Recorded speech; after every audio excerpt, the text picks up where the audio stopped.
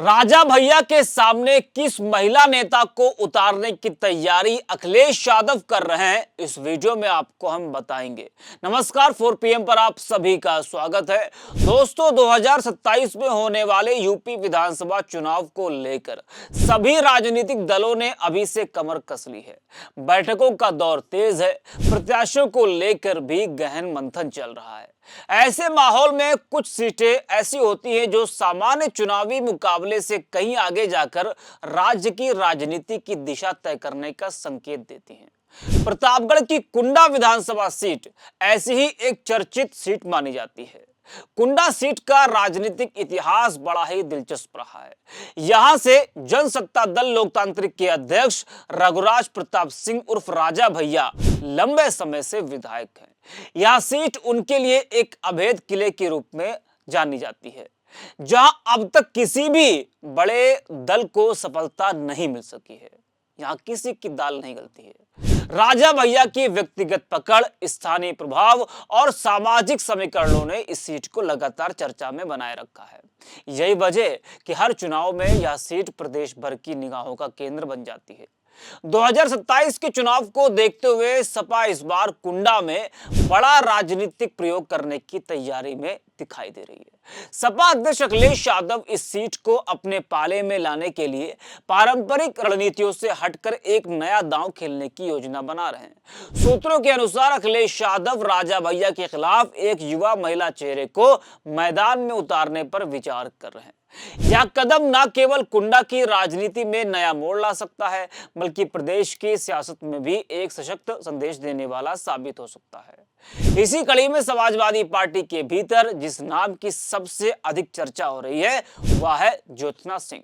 UP तक की खबर के मुताबिक बताया जा रहा है कि 5 जनवरी को हुई सपा की एक उच्च स्तरीय बैठक में अखिलेश यादव ने उनके नाम को लेकर सकारात्मक संकेत दिए हैं। हालांकि पार्टी की ओर से अब तक कोई आधिकारिक घोषणा नहीं की गई है, लेकिन राजनीतिक गलियारों में इस संभावना को काफी गंभीरता से लिया जा रहा है। एक युवा महिला प्रत्याशी को उतारना सपा की इस रणनीति का हिस्सा माना जा रहा है, जिसके तहत वह युवाओं और महिलाओं को राजनीति के केंद्र में लाने का दावा करती रही है। ज्योत्सना सिंह का प्रतापगढ़ से चुनाव लड़ना लगभग तय माना जा रहा है। ज्योत्सना सिंह सदर सीट से लड़ती हैं या कुंडा सीट से, या तो वक्त बताएगा। यदि सपा इस रणनीति पर अमल करती है तो कुंडा का चुनाव केवल स्थानीय मुकाबला नहीं रहेगा, बल्कि यह सत्ता, प्रभाव और नए राजनीतिक प्रयोगों की टकराहट बन जाएगा। एक और राजा भैया का सालों पुराना राजनीतिक अनुभव और जनाधार होगा, तो दूसरी ओर सपा की ओर से बदलाव और नई राजनीति का संदेश। कुल मिलाकर 2027 का कुंडा विधानसभा चुनाव उत्तर प्रदेश की राजनीति में एक महत्वपूर्ण अध्याय लिखने की क्षमता रखता है, जिसकी गूंज पूरे प्रदेश में सुनाई दे सकती है। ज्योत्सना सिंह और सपा सांसद प्रिया सरोज के बीच अच्छी दोस्ती भी है और दोनों के ही पारिवारिक संबंध भी हैं। दोनों ही परिवार शुरुआत से समाजवादी पार्टी से जुड़े रहे।